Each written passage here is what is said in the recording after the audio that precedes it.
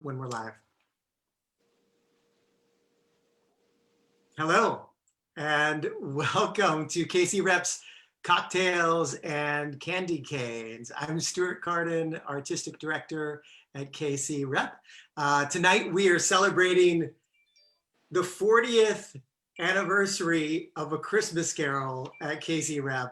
And although the production might look a little different this year, we also have the same voices, the same musicians, the same excitement and joy that you've come to know and love about this story in this community at KCRep throughout the seasons. And this year it's available to audiences to stream. We've proudly partnered with Kansas City PBS to produce what I think is a really beautiful new version, very much of and for this moment. So thanks for joining us tonight for our KCRep Cocktails and Candy Canes. So this is how this is gonna go. Tonight, we're gonna speak with some familiar Kansas City Rep A Christmas Carol faces performing this year in our filmed version of A Christmas Carol. We have Walter Coppage, Vanessa Severo, Bri Woods, and Scrooge himself, Neal Johnson. They're going to be joining us in just a few moments, but first, what's A Christmas Carol without a little holiday music? And really want to welcome our music trio of music director and pianist for KCRep, Anthony Edwards. In her third, and we'll find out, we'll get the numbers on how long you all have been with us. In her 36th year, Peggy confirmed this for me, 36th year of A Christmas Carol at KCRep, harpist and actor Peggy Friesen, and Jonathan Schriock. You know him from his strings work on violin as a part of our Christmas Carol. So hi, friends. Hello, hello. It's so good to see you. Good to be seen. Indeed. Thank you for joining me and everyone who is tuning in to celebrate and reflect on A Christmas Carol at KCRep. But first of all, here's to you, friends. Happy holidays. Thank you so much for helping to keep the tradition of A Christmas Carol alive at KCRep. Cheers. Cheers. Yes. Peggy, what are you drinking? Rye on the rye. Hey, Yeah, Always good. very significant and serious drink. I like just about any whiskey, single malt whiskey or something. Yeah. Jonathan, what are you having as part of our I am- cocktails and candy canes? I am having whiskey ginger, little ginger ale. So yeah. Anthony? I'm having some vodka with pomegranate juice, so it looks red like the pictures did, but it's not that particular thing. And I have a little candy cane. It's Yeah. beautiful. It's beautiful. Well, thanks for enjoying a cocktail and having a little conversation about A Christmas Carol. I thought it would be fun to frame our section. So we've got about 15 to 20 minutes to have some conversation about A Christmas Carol before we then transition into talking with some of the performers from this year's virtual filmed version. And I thought it would be fun to put it in terms of A Christmas Carol, Christmases past, present, and future. So I would love to start just by hearing for each one of you. I'm going to get specific with this question. I want to hear both how many years you've been a part of A Christmas Carol, and I would love to hear, if this flashes through your mind, a specific memory from the first or one of the earliest times that you were a part of A Christmas Carol at KCRep. Yeah. Yeah, Well- so Peggy? Yeah, I got one. This year I did Christmas Carol. I was playing Mrs. Cratchit, and I was also playing the harp. And what nobody realized, that there was very little time between the Cratchit scene in Act 1, or no, when is that? Act 1, 2, Act 2, during present, yeah. And the Candlelight Carol. And of course, I played the harp for the Candlelight Carol. In fact, I played the first chord for the Candlelight Carol that year. And at that time, the set would go down on the lift very slowly, and we'd have to time it. And it hit the lower level, and the gates would open, and I would run out. And at that time, the VOMs were connected to the stage. And I had to run up the VOMs and climb over some railing. I don't know why, but I remember doing this. And I'd get to the harp just in time to play the first note. And they called me, what was it? That was Mrs. Cratchit's race, or her, oh God, I can't remember. But it was her dash. She had to, from the Cratchit scene to the musician stand, and it was quite a dash every. And so this is is that right? This is the continuation of your tradition with the Christmas Carol of 36 years this year. Yeah, and I was Mrs. Cratchit, and that's the only time I played Mrs. Cratchit because of that. Oh, you're not doing Mrs. Cratchit again. And in every version, have you also played the harp in every version? Yes, every version I've played the harp. More sometimes than other times. I mean, Molly Jessup was the musical director for years and years, and she and I were the only ones back there, and we didn't have very many voices on this early synthesizer, and so most of the sound effects we were doing live. We had these gongs, what do you call those? Chimes. Chimes, yeah, some chimes.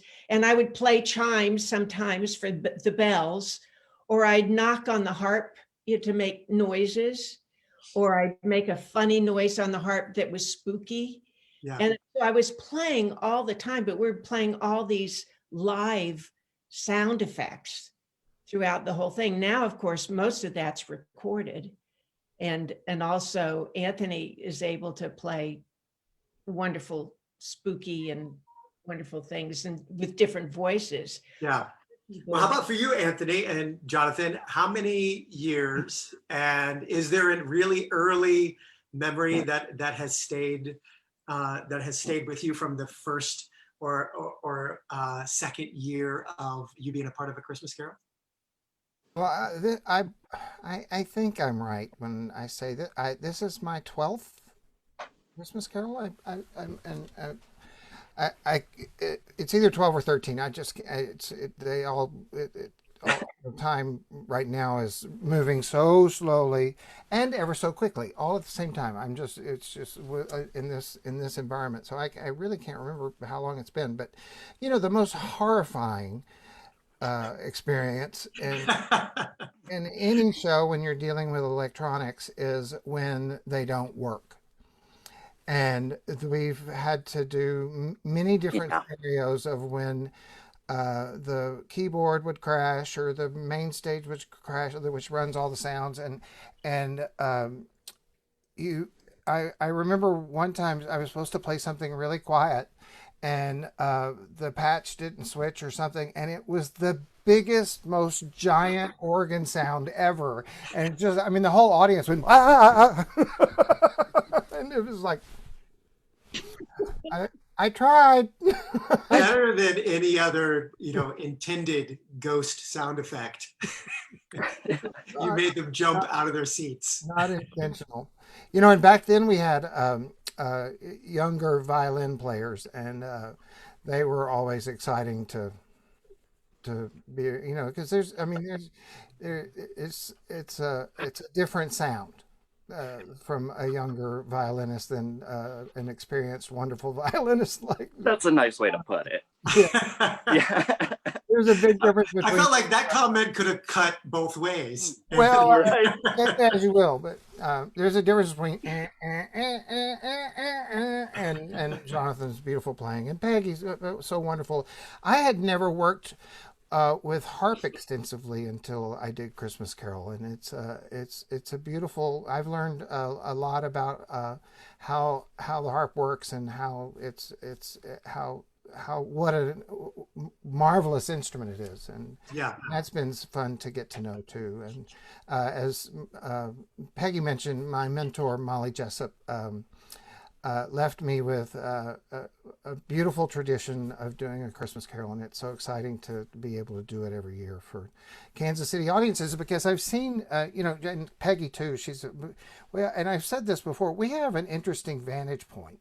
We sit on the side, and the lights aren't necessarily shining in our faces all the time, and so we get to see the audience react to Scrooge's story.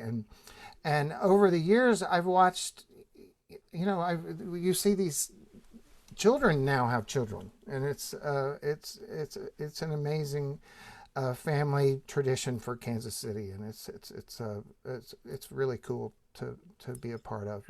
And this year too, we have 23 music cues in our virtual Christmas Carol, and it was fun to sit down here and at this keyboard and at my computer and try to imagine how Vanessa would say something so I could time out the music cues. So I'd be down here trying to read like Vanessa or Gary Neal or somebody. So it's been an interesting adventure this year. Yeah, and so for those that haven't experienced the filmed fireside storyteller version of it, we filmed it at Vail Mansion, which is in Independence, Missouri, and this trio of musicians really framed the whole storytelling. So we have a song at the beginning, a song at the end, but then in addition, the music that you hear as underscoring and accent and transitions between the chapters or staves was created by this trio and really artfully integrated from Anthony's incredible history with this piece. And it was a real gift for someone, for me, directing A Christmas Carol for the first time, on film for the first time, and definitely during a pandemic for the first time, to be able to lean on the expertise and experience and history that this trio and Anthony have had with this story. And what a gift for me to be able to say, I trust you, Anthony, and I will follow you wherever you think we should go with the way that music supports and lifts and frames the story. Jonathan, for you, how many years, and is there an early memory that really sparks in you? Well, being a part of this production makes my 7th year of doing Christmas Carol. And let's see here. I do remember there's one performance of doing Fezziwig where the fiddler enters, and literally the first note that I played, of course, string breaks. And the little kids had no idea. They were just like, oh my God, his violin just broke. I'm like, it's just a broken string. It's fine. I'll just keep going, improvise, try to play something. But I mean, it's just always a pleasure to be a part of this production. It's such a tradition, and just the community and the family that you build for almost 2.5 months with the cast and crew. And there's nothing better than our little musician corner on stage.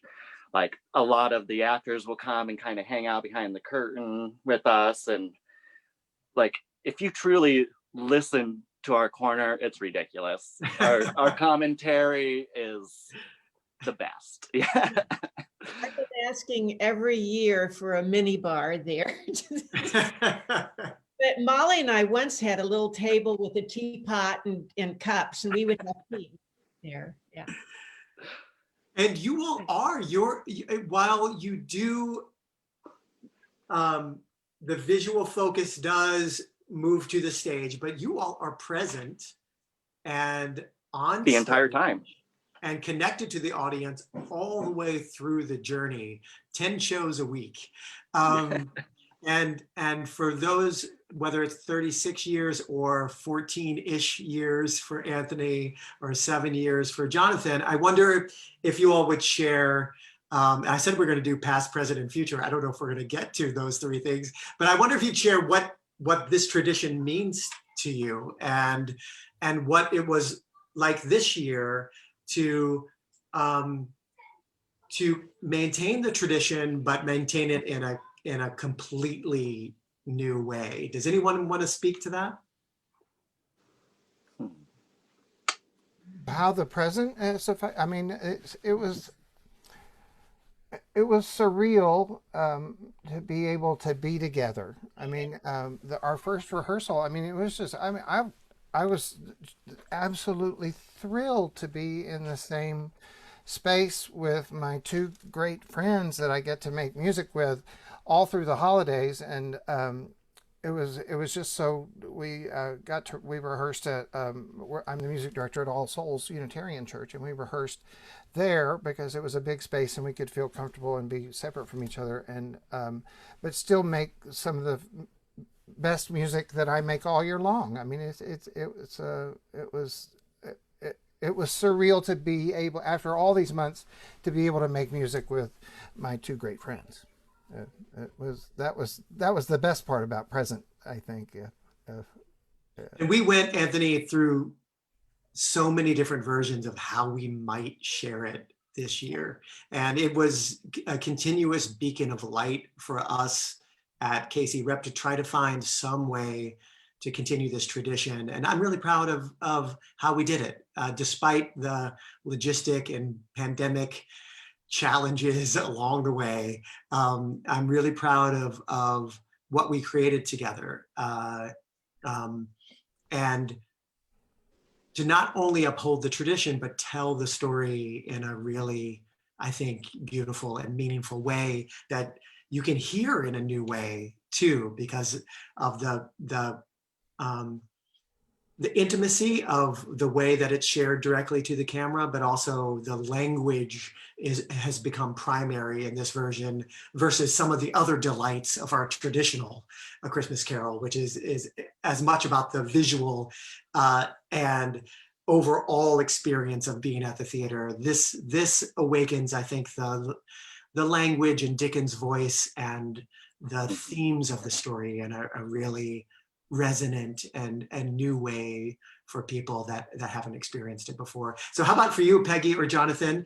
I would love to hear what it has meant to you to be a part of A Christmas Carol through the years, and also this present moment where it's taken a new form, what you've been thinking about in terms of the story and the way that you've spent your holidays for so many years, and would love to hear any reflections on the present. Well, of course. Oh, go ahead, Jonathan. Are you sure? Okay. Well, one, it was just an amazing feeling to get that call to be like, hey, Christmas Carol is a go, and we would love to have you be a part of it. And it was like, oh, because I was, feeling low and down that wasn't going to be able to be in any kind of a production for the entire year. And, being 7 years going on this, it was like, oh, I'm going to ruin that run. And that has become tradition. And part of my family, I have family that flies in to come see this show every year. My sister comes from DC to make sure to see it. But also bringing it to such a smaller production, as you were saying, more intimate, and where you can truly just listen to the words and the story and not necessarily be bombarded by all the theater magic, which is great. But now you actually get the feeling of who these people truly were, and also how it did and does relate to today, kind of like with greed and people not helping others, or the people who do step out, even when they don't have the means for themselves, will find a way to help somebody else. Yeah. And Yeah. it's a beautiful thing, especially now when a lot of the country and even the theater community is struggling a little bit these days.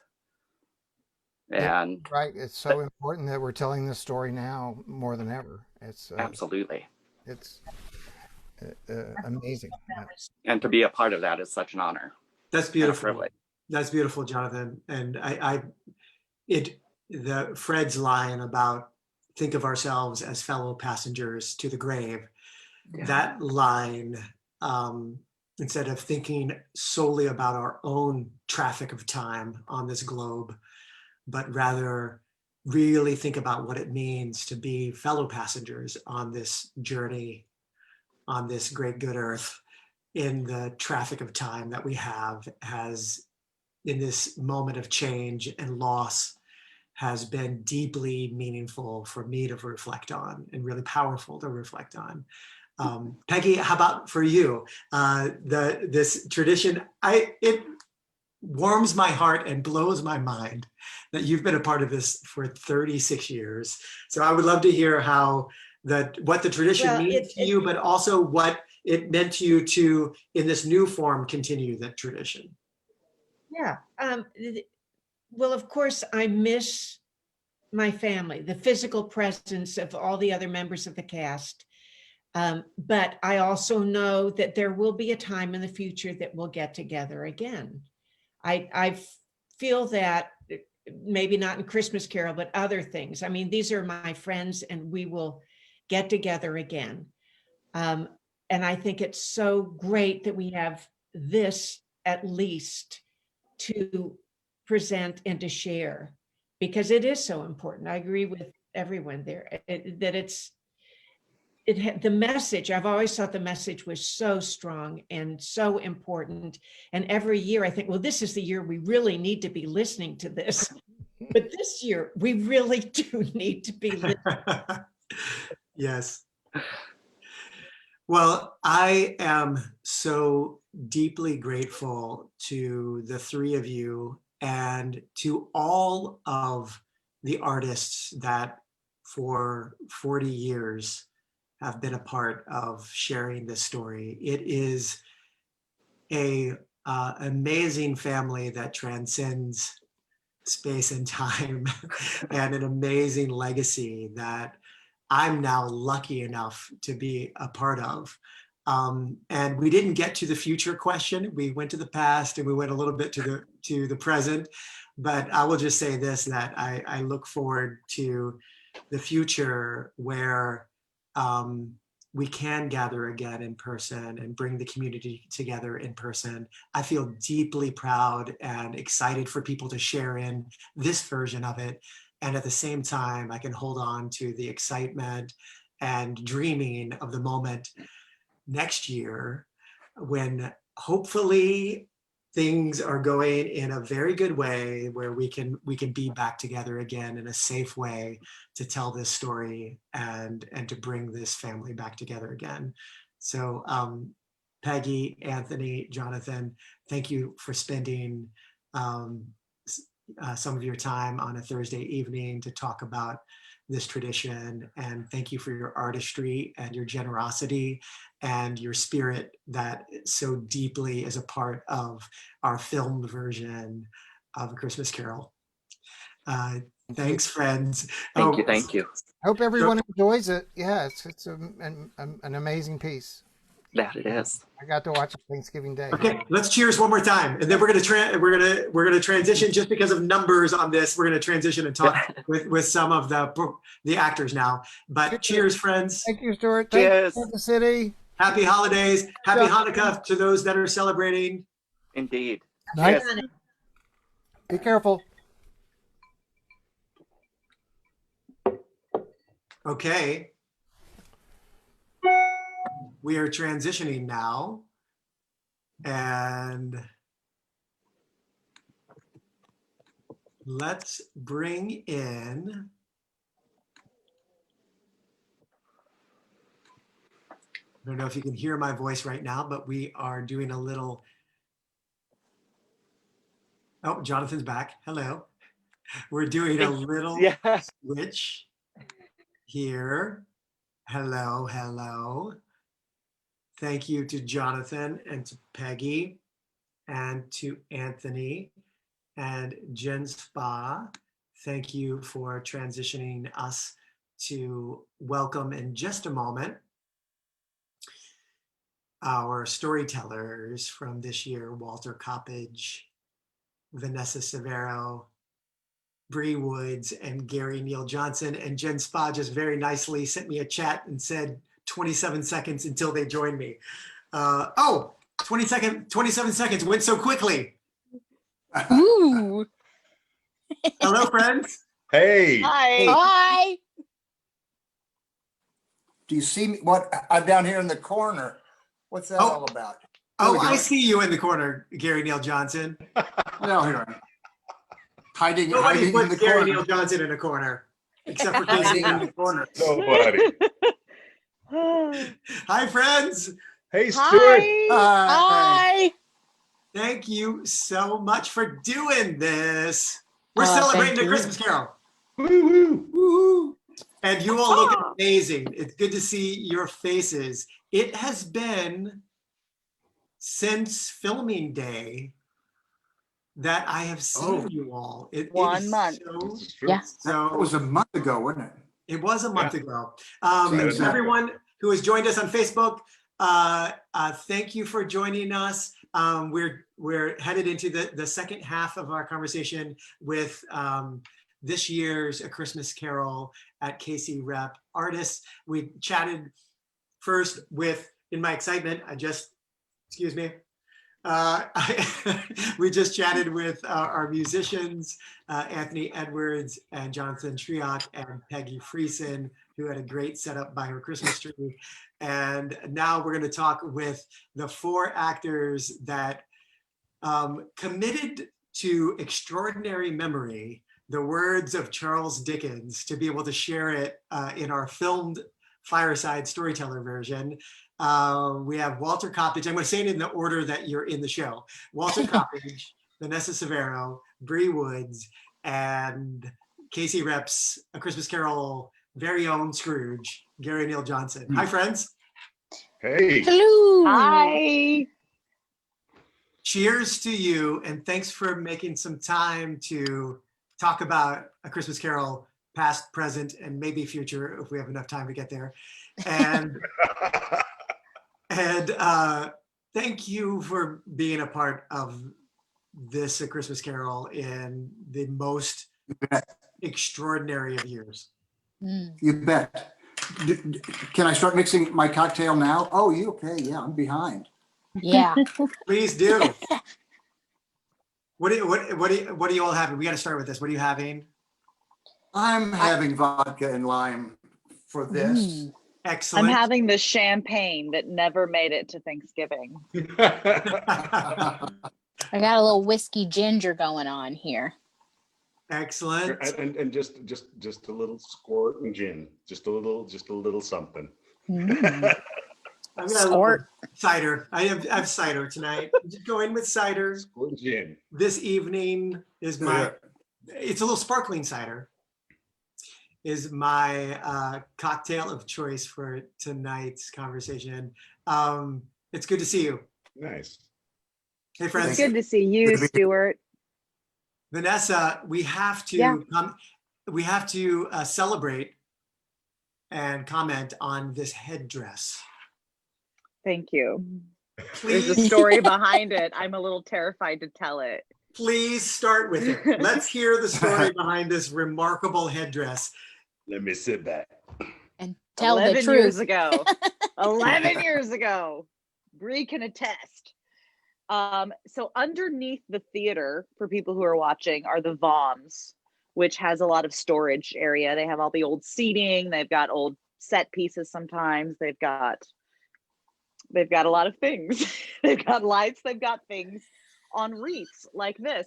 So on opening night 11 years ago, I felt that my dress lacked some luster, and I went down into the VOMs, and in this old wreath in the background were these things, and I ripped them out and stuck them in my hair, and I went out for opening night, and it's just become a Christmas Carol thing. And now they live on my mantle. Do you want them back, Oh. Stuart? No, I am just astonished on the behalf of costume designers around the world that on opening night you chose to put this on. But the truth is, it has become, at least from my sense of the history, because this was my first Christmas Carol in our traditional Christmas Carol last year, the headdress has become a thing. It's become a thing. Are you Peggy taking Friesen ownership that it started with you? I'm going to take ownership that it started with me because everything started a decade ago.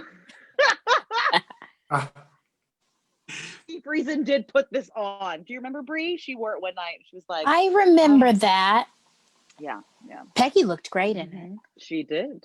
Well, knowing in my short time getting to know each one of you, meaningful and I hope positive time in getting to know each one of you, I know that this conversation may not follow my trajectory of past, present, and future, but I'm going to attempt to start that trajectory and see what happens.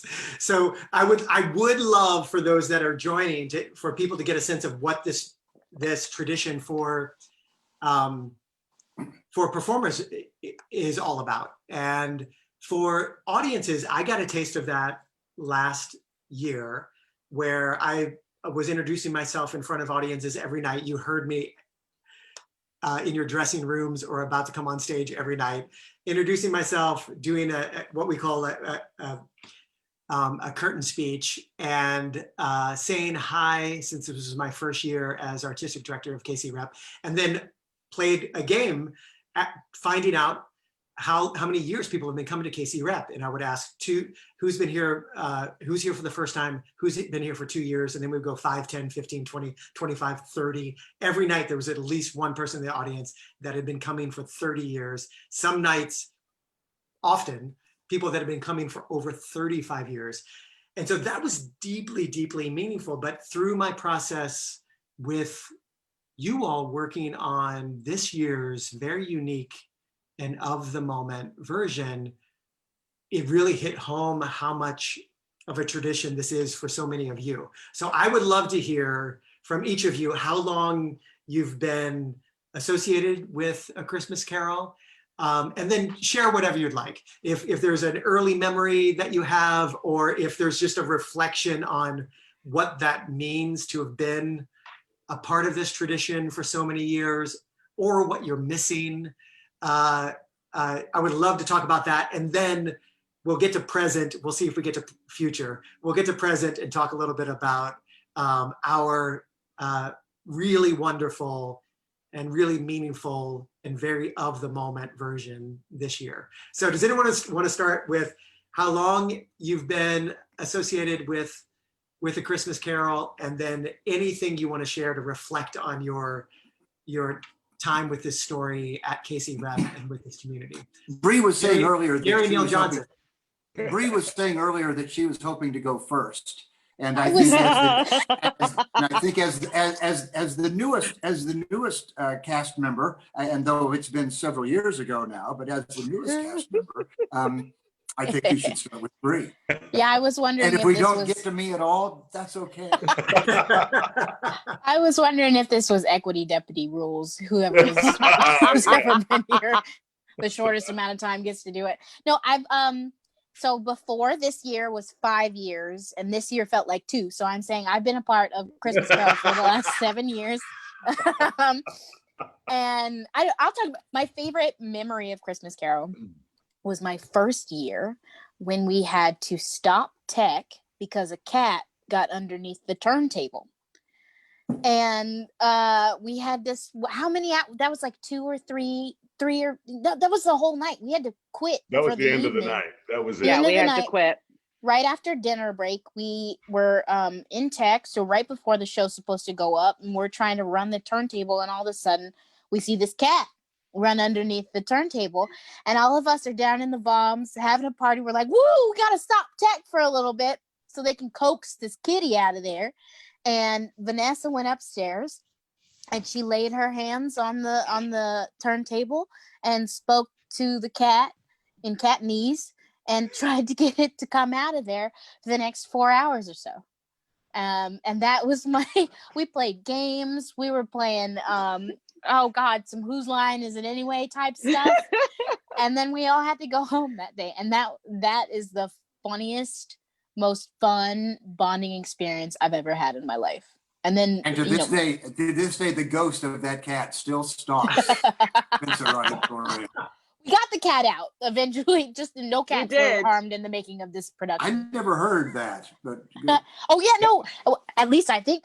Is it one of those things where the dog went up to the farm? The cat got out. The cat got out. I thought that story, Bri, was going to go. Vanessa put her hands on the turntable, and that cat just came immediately out. But no, 4 hours later, it got close. I have to piggyback on that. A sidebar. The cat did come out, but there was somebody who shall not be named who was working on crew that as soon as the cat started to come out, jumped on the turntable, went, "Come out, kitty," and it went right back to where it was. I mean, it knew it was safe. Yeah. Safe in the center. I was happy that day I bought a bagel with some salmon and onions. So I just took my salmon out and put it over there. And I remember. I think that's what did it.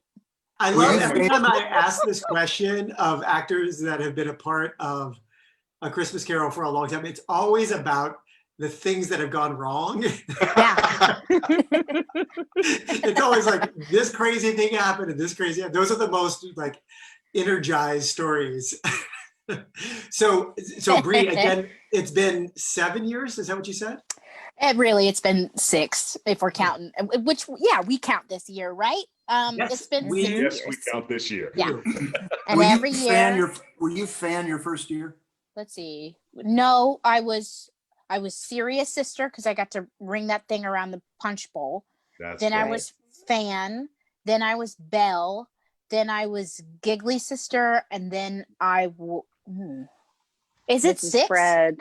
Then I was Mrs. Fred. Yeah. Oh, because that Belle and Mrs. Fred were double that year that I did it.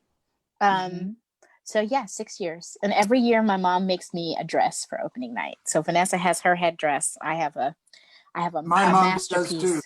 I've seen it, Gary. You look wonderful, so dainty. Everyone, Gary is not wearing pants, just so you know. He showed it to us. That is amazing. That's a Christmas gift right there, that knowledge. Oh yeah. All right, Walter, I'm going to follow the Zoom logic, which for me is going clockwise. So Walter, I'm adding to this. How many years?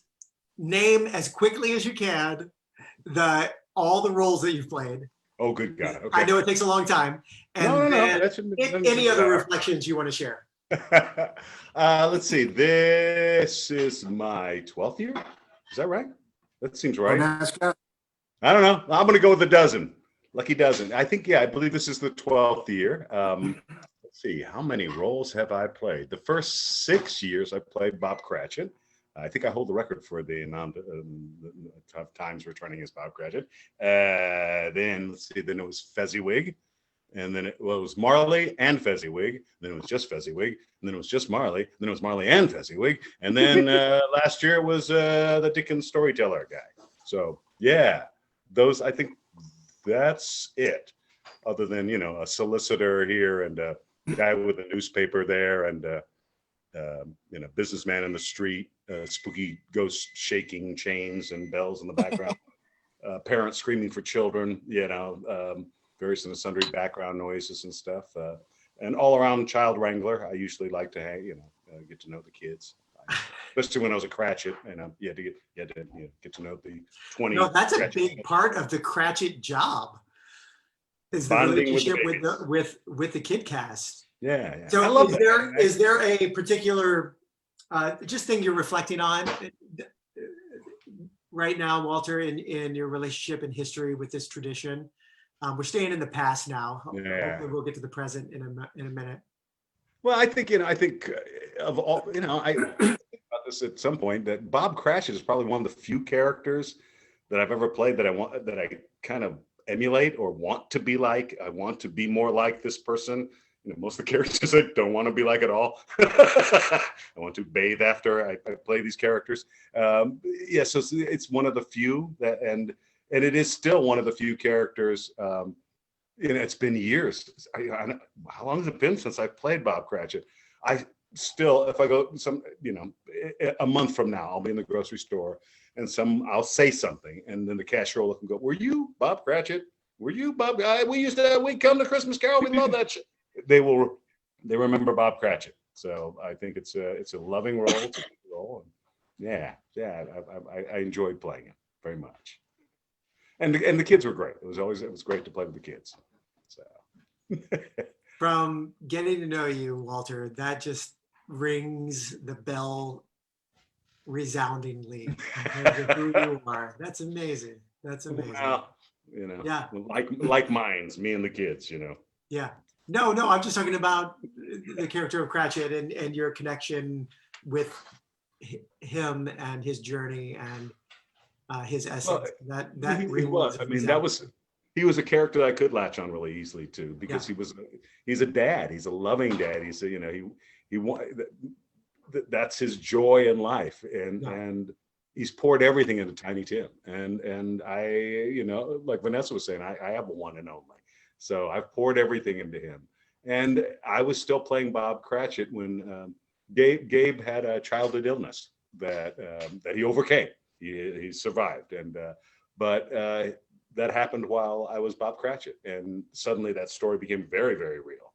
And I could, completely relate to this man whose whole objective in life is to just keep that boy here, to keep his boy here. And I think somebody put him as the conscious of the play or something like that the Cratchit is kind of the conscious of the play. And maybe that's true, but I've always enjoyed him. But anyway, Marley's wonderful. Fezziwig was a blast. I mean, good God, I get to dance and kiss Peggy Friesen. You kidding me? That was a tough one.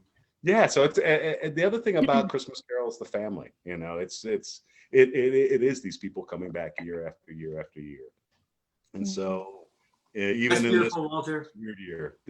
this weird year, here we are connected via Zoom. So it's kind of nice. I miss you guys, and I miss you. This is my family. Yeah. That's beautiful, Walter. Thank you for those reflections. Vanessa Severo. I don't know this. How many years has it been? Has it been at least 12? It's been almost 12. There was one little gap year where we did A Christmas Story, the musical. So it was Christmas Carol, Christmas Story, the musical, and then it's Christmas Carol. So 11 altogether. But were 12, you in A Christmas Story, the musical? Yes, I was. Okay.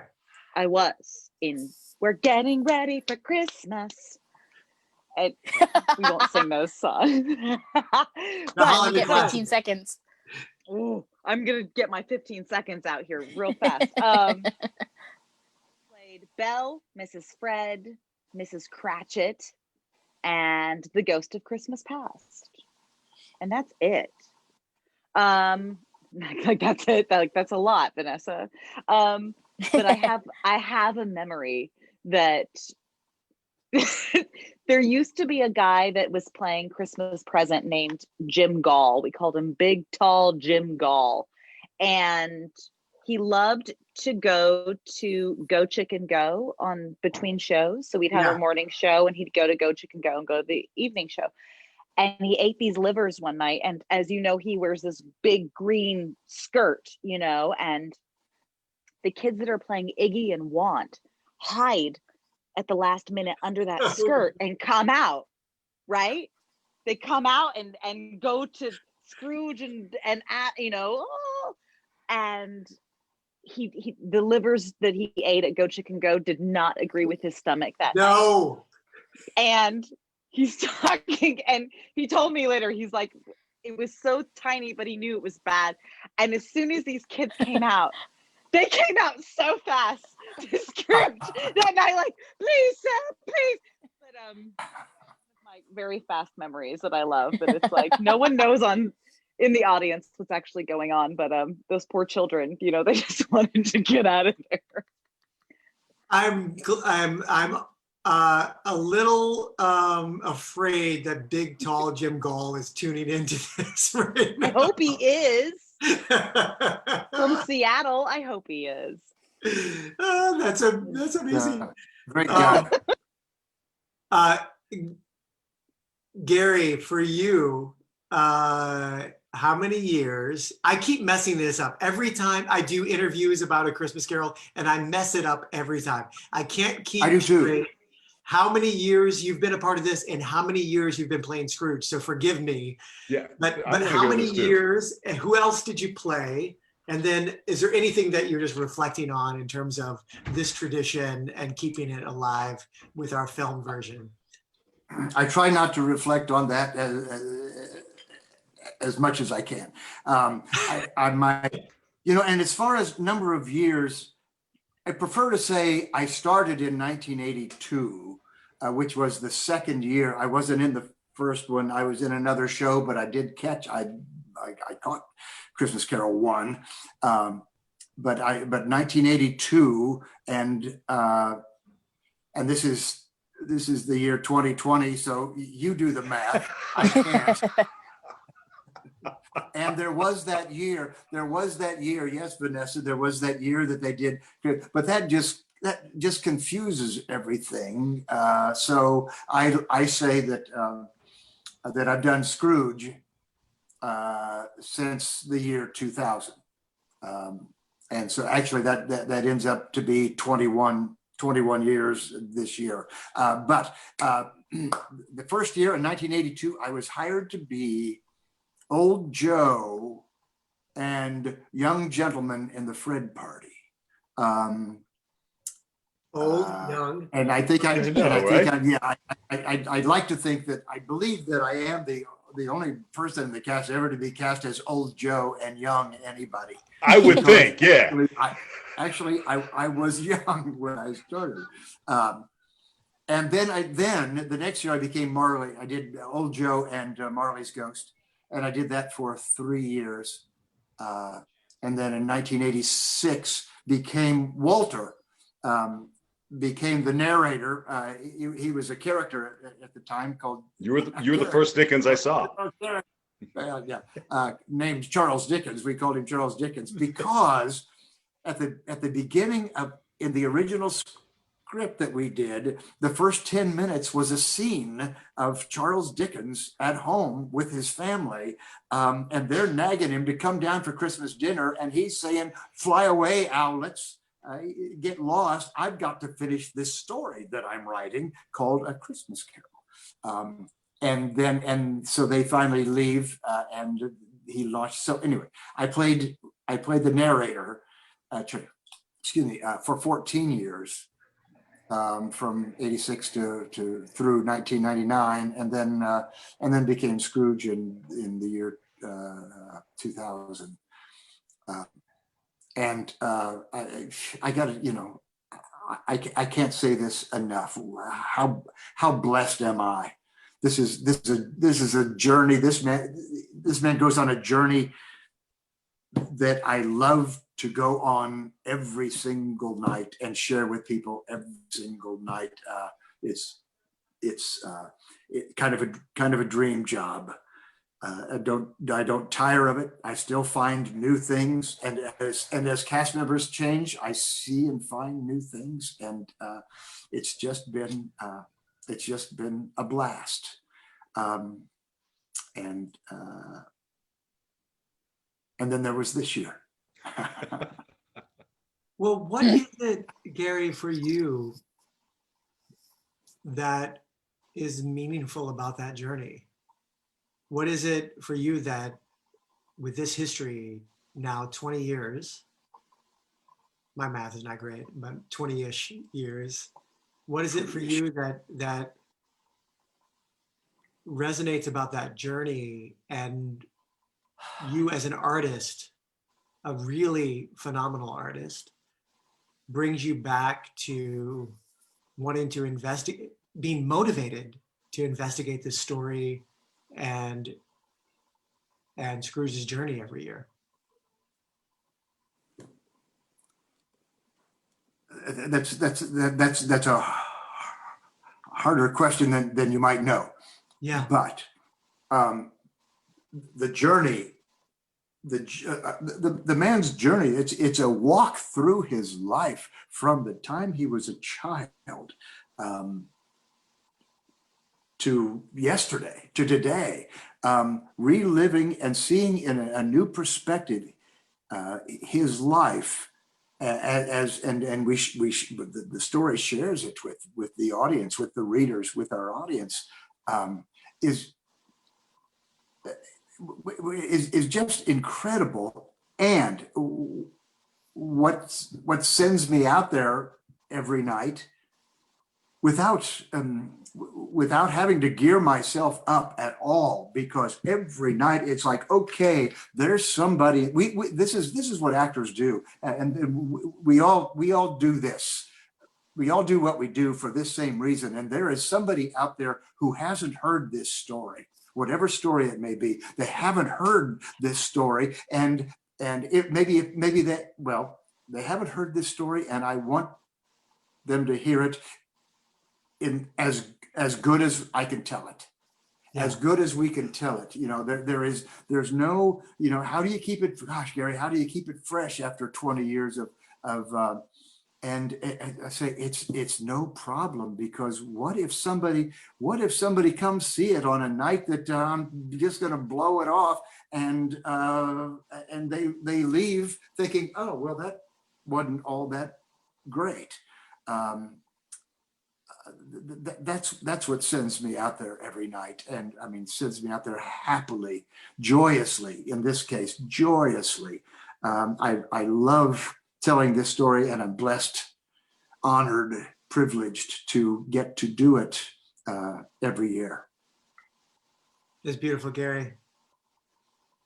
I hope so. I'm feeling so grateful. I feel so it's grateful. my ramblings. No, please. No. I want to bring up something that, in one way or another, that each one of your fellow actors brought up, not to make this the Gary show, that brought up in some way, which is like saying some of your lines is a thing. It definitely is.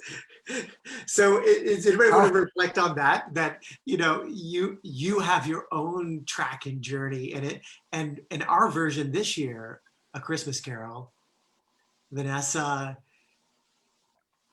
you got to voice Gary Neal Johnson.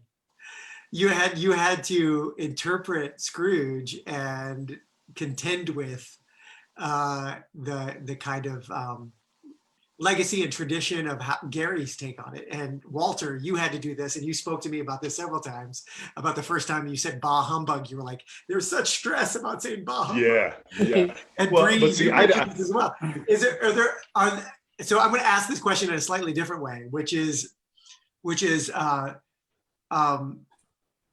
wondering if you could just reflect on what it meant to inhabit the story in a new way in our film version, whether that's and we only have about 5 minutes left, but whether that is a new way as in the film and the medium and the direct storyteller approach, or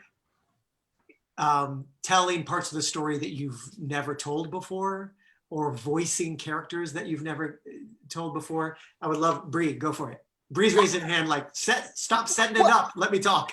Let me smack it down. No, Gary, the kid you're talking about is me. I had never seen A Christmas Carol until I got the job to do A Christmas Carol. Outside of my vague memories of Scrooge McDuck, you were my first Scrooge. So, I hope I lived up. It was. I couldn't possibly. You did, and I get a little teary eyed because it is Christmas for me. That year in particular was a big turnaround in my life, and just like my whole trajectory was set up in a different direction because of A Christmas Carol. So in doing the film version of this, it's so hard not to do what I did backstage, reciting everyone else's lines. Like I would stand in the rafters and just do business, business, and I do the lines as I would say them as they were going on stage. But it's different trying to not entertain some kids with my version of Gary Neal Johnson. And I was like, what is actually happening here? So it was really nice to just actually get to sit with the text and really just think about, Gary, you're so good at it. You're so good. And just try to, pay honor to you and to everyone else who has been involved in the last, how many years, who couldn't be here 40, this year. 40. Yeah, it's just a cast of usually somewhere between 60 and 80 and boiled down to 5, and just really trying to do everyone justice, and get back to doing it next year.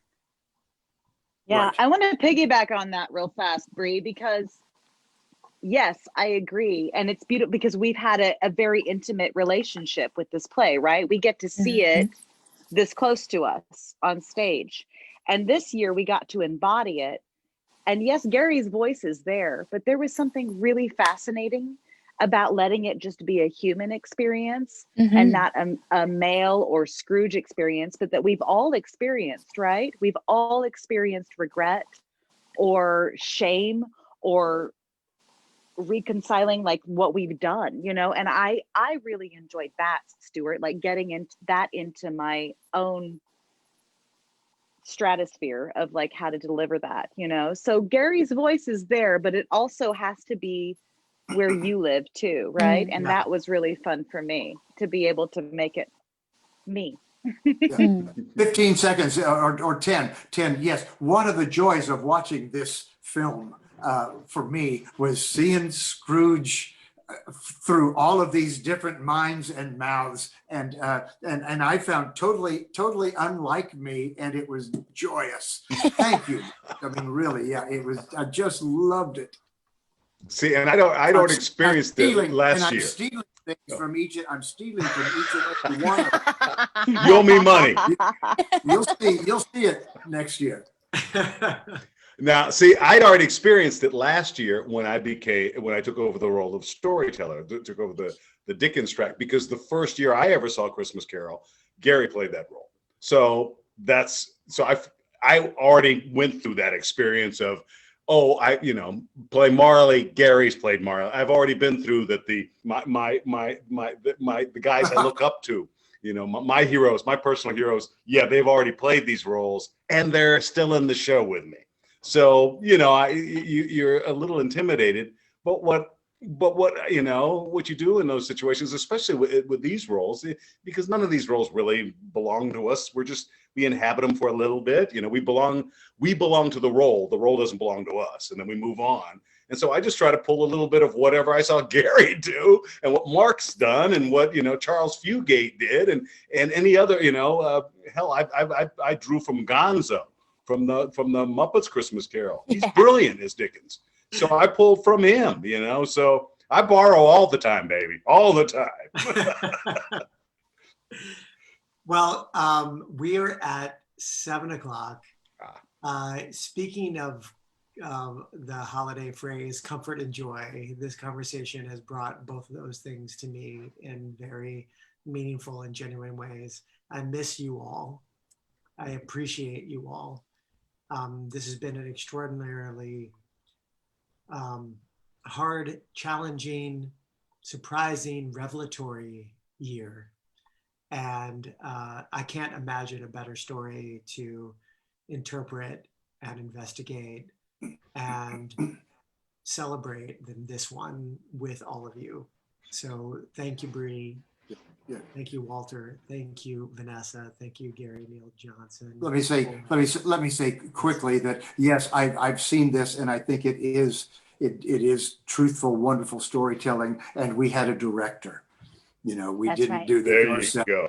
We had a director, and we appreciate you very much because you were wonderful. It's your first movie, I read, and so may you Millions Many more. more. Beautiful, 'cause, Stuart. Thank you. Outstanding adaptation too. Yeah. Beautiful adaptation, Stuart. Mm-hmm. You don't know. It's a compliment. Yeah, and you don't know what to do with all that.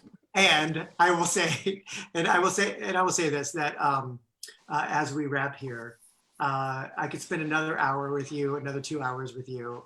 This has been so meaningful, and thank you for spending this evening with us and sharing your history and story of your own path and journey with A Christmas Carol. It's been really, really meaningful. And want to give a pitch to those that are watching tonight that haven't watched it.